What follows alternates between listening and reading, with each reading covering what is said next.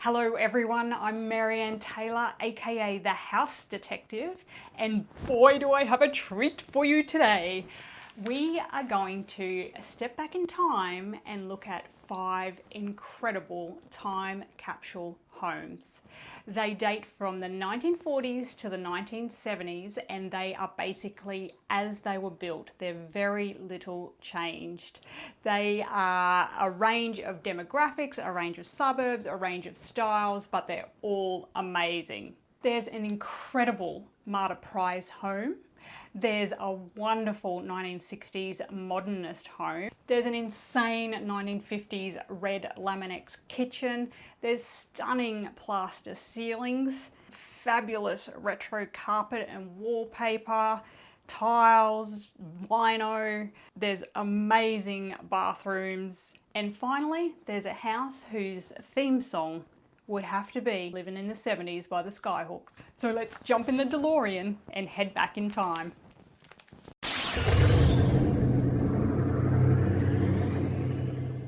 Our first stop in time is 1945 at Moorooka. This house was just such a superb time capsule. It not only was the house basically untouched, but it had been in the same family since 1962. So it still contained some of the furniture from that family as well. So it was really like you had stepped back in time when you walked into this house.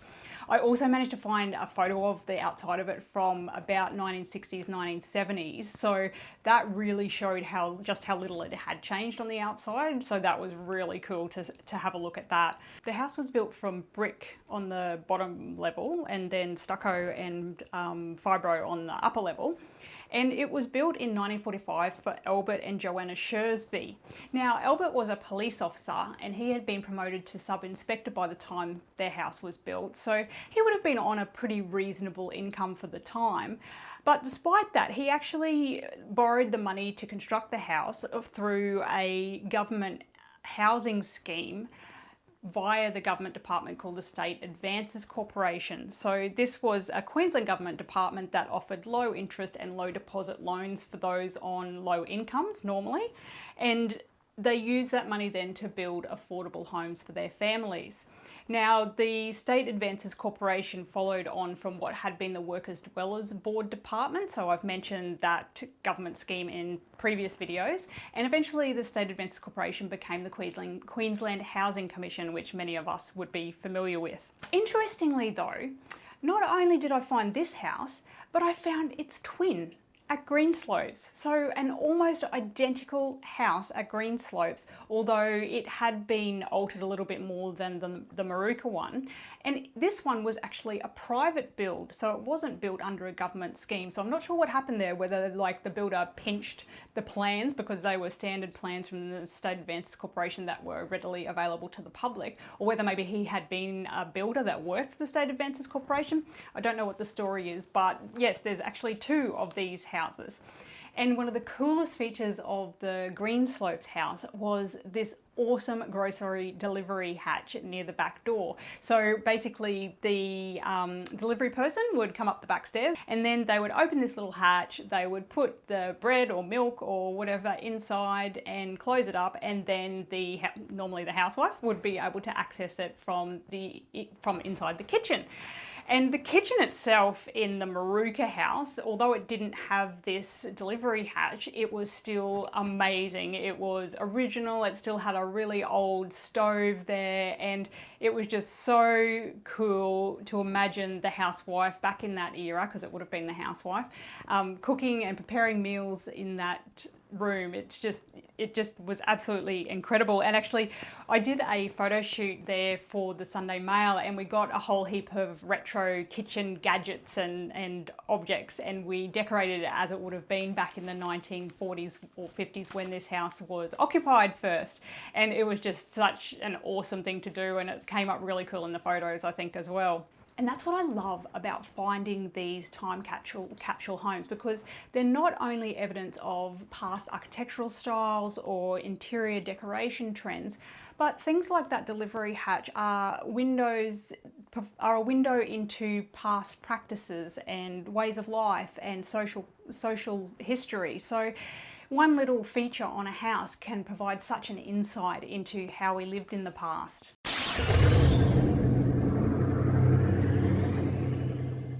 Okay, we're back travelling through time again, and we are landing in 1950 at Salisbury. Now, do not be fooled by this humble, plain exterior. This house has one of the most amazing retro bathrooms and kitchens that I have ever seen. The house itself is made from timber and fibro, and I mentioned fibro at the Moorooka house as well. Now, it was actually a really popular post-war house construction material, and this is because it was cheap, it was easy to install and quick to install, and it was considered really modern at the time. Now, by fibro, I'm using it as a generic term for fibrous cement sheeting. Now, some of those fibrous cement sheets used asbestos as the fibres in the product. That's why fibro has ended up with such a bad reputation, and rightly so. But at the time, it was a really popular and modern and affordable building product that was used so widely through construction of homes in Brisbane and throughout Australia. The house was built by Charles James Felix Latimer in 1950, and Charles was a builder, and he bought a whole, I think it was about 5 subdivisions of land in Salisbury, and one by one he built houses on them and then sold them off. So this one was bought by the Wiles family in 1952, and they purchased the house using a loan from another government scheme. Unlike the State Advances Corporation loan that was used to construct the Moorooka house, this family used a loan from a federal scheme, the War Service Homes Scheme. This was established to construct affordable homes or purchase affordable homes for returned servicemen. So Wiles had served in World War II, and he was therefore eligible to obtain a loan to buy a house using this scheme. But let's get back to that amazing bathroom and kitchen. So the kitchen is an absolute 1950s delight. Check out that red Laminex. Now, Laminex was the product of post-war kitchens. It was considered super modern. It came in a range of bright colours and patterns, and many of you will remember this from older houses, maybe your grandma's house, maybe your own house. Our house that we live in now had it in the kitchen when we bought, a delightful lime green. In America, it's called Formica or Formica, I think. Maybe someone can tell me how to pronounce that below, but similar product, just a different trade name, basically. Now, the 1950s was also the rise of kitchen gadgets, and this kitchen had a Canomat, a wall-mounted built-in can opener, which would have been just state-of-the-art at the time the house was built. And it's quite amazing, actually, that it still survives, but it's just makes such a great feature in what is already an incredible kitchen, I think you'll agree. The bathroom in this house would also have been considered super modern and stylish when this house was first built. It is a delight of pink and blue, and it actually reminds me of, I don't know if you guys remember it, but when I was a kid I used to get those candy Easter eggs from my nan, and they were always that bright blue, pinks and greens. Well, that's what this bathroom reminds me of anyway. It's absolutely gorgeous. So it's got a beautiful pink tub, it's got the original terrazzo floor, which was a really common flooring in houses of this era, very popular. But I think you'll agree that the absolute standout feature is that incredible retro vanity. Have a look at those legs. Absolutely gorgeous. Nothing really says 50s or 60s like that style of leg, does it? They're absolutely awesome, and I would happily have this bathroom in my house these days. I just think it's so incredible. The walls look like they're a product that was called Duradeck. Another trade name was Tilux. So similar to fibro, they were modern post-war materials that were used to clad walls for wet areas. They were affordable, attractive, and very, very popular. They were also full of asbestos, unfortunately, so very pretty, but deadly. An absolutely stunning pretty much intact 1950s bathroom. So there you go, you never know what retro delights are lurking behind a plain and humble post-war house exterior.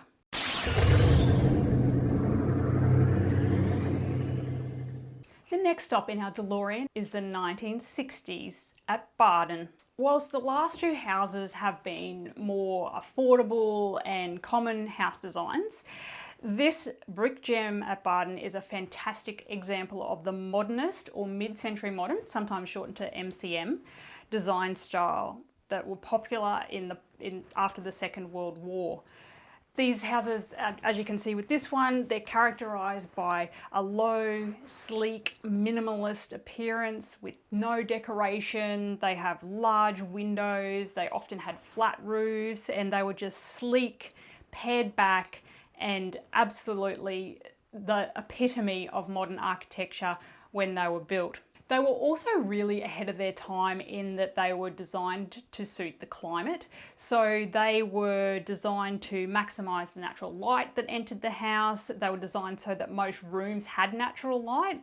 And they were also cleverly designed to maximise passive ventilation. So these are all features that we're now looking to include in modern homes that are being built. So these were really ahead of their time. And I think you'll agree, looking at this house, that some of the design features are actually still being used in some modern houses these days, and they actually hold up quite well in terms of their design and livability. This one was most likely built in 1964, and it was built for Lola and John Gregg.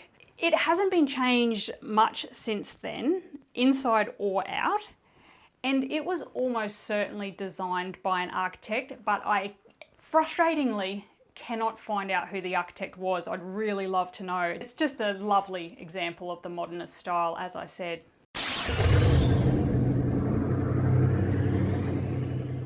We're now going to stay in 1964, but we are travelling to the suburb of Tarragindi. Check out the striking retro design of this amazing house. Now, I drove past this house for years and years and was always curious about it, as I know were many other people. So one day, I just went up and knocked on the door.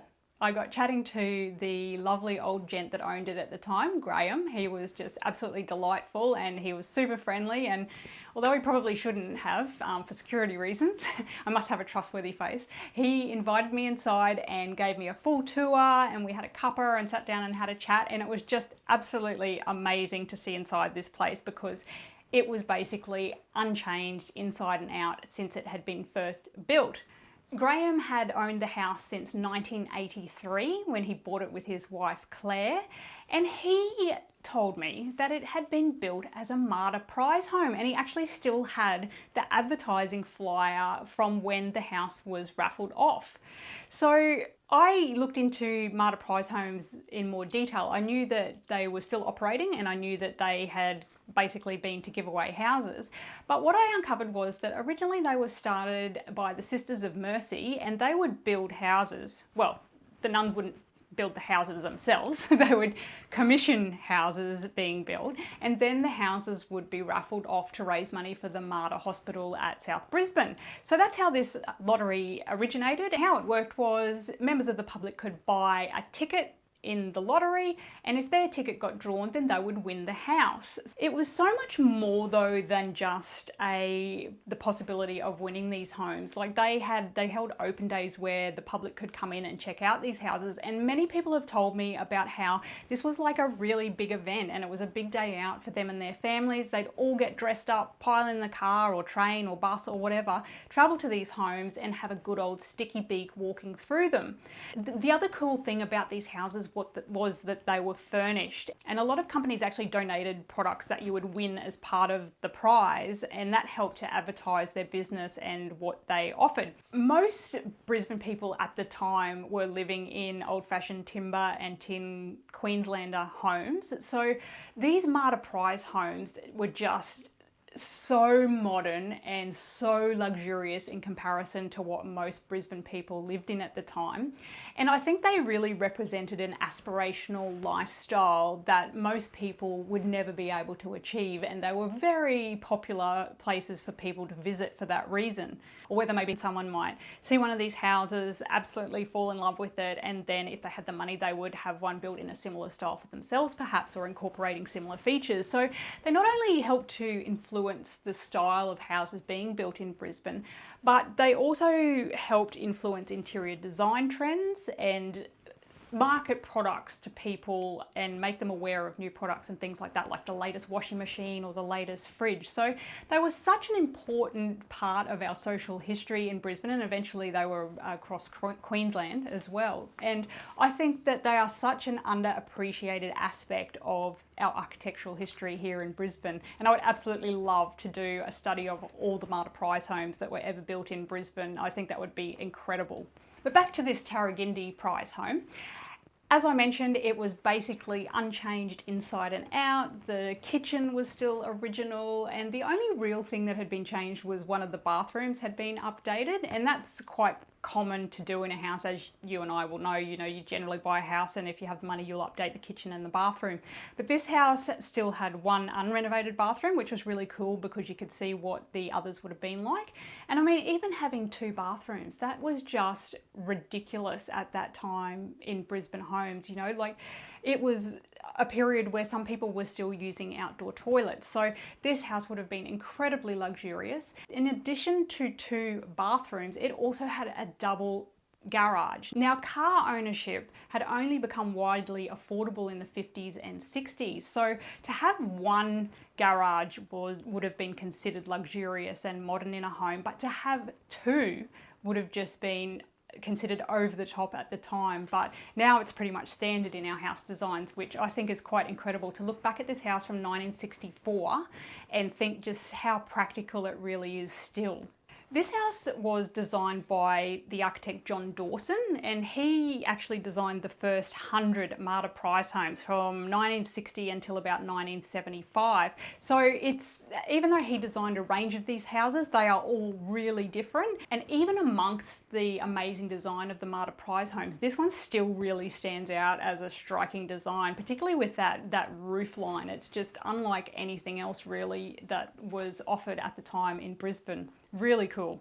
Another cool feature, speaking of how some of the prize homes were furnished, well, Graham still had an original built-in couch that was part of the original house design. So that was just another cool feature that I was just super chuffed to see in the house. It was this amazing white vinyl couch, and it was just so cool. You just really felt like you could step back to the swinging 60s just looking at that couch.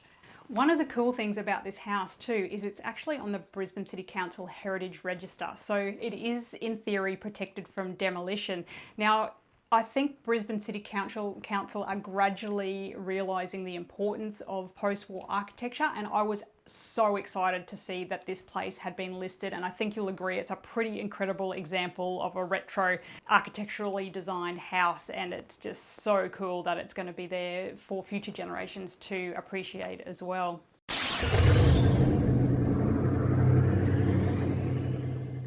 Okay, our final stop in the Delorean is 1977 at Graceville. Talk about living in the 70s, the Skyhooks would have loved this house. So this little time capsule was basically unchanged from the day it was built for Stefan and Hedwig Jerksack, and it was built by Skyring Constructions, as I said, in 1977. Stefan and Hedwig were from Poland and Germany respectively, and they'd both emigrated to Australia like thousands of other Europeans after the Second World War was over. The house was actually infill development in this street, so a larger block had been split in half, and this house was built in amongst early 1900s timber and tin Queenslanders. So I think you'll agree that it would have stood out like a sore thumb when it was first built, and it still looked out of place at the time I visited it a few years ago. The interior of this house is fantastic because it is a complete showcase of 1970s interior decoration. We've got tiles, carpets, lino, curtains, light fittings. The kitchen just absolutely epitomizes the style of cupboards, brown cupboards that were being put into kitchens in the 1970s. It even still has the original stove and oven. It's absolutely incredible. The kitchen is just pure 1970s gold. Look at those brown cupboards, those tiles, that lino, absolutely amazing.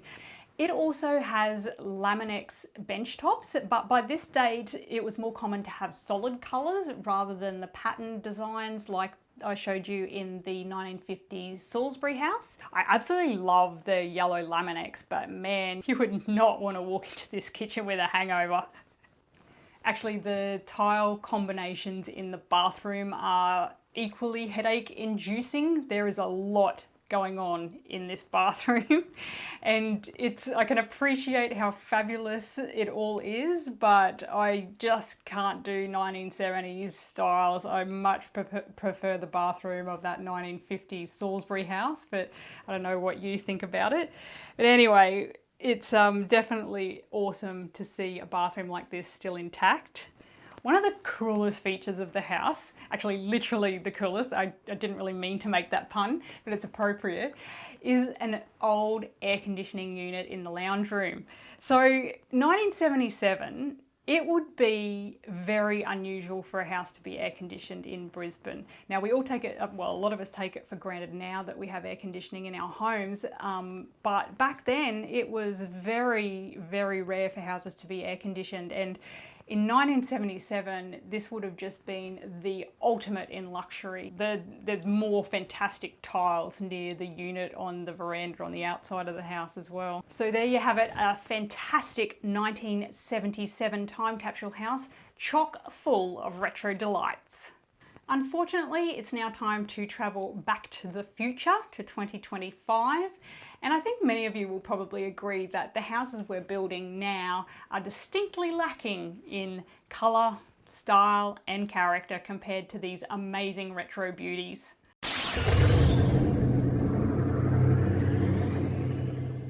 Well, I hope you enjoyed travelling back in time with me to check out these 5 amazing time capsule homes. What did you think about them?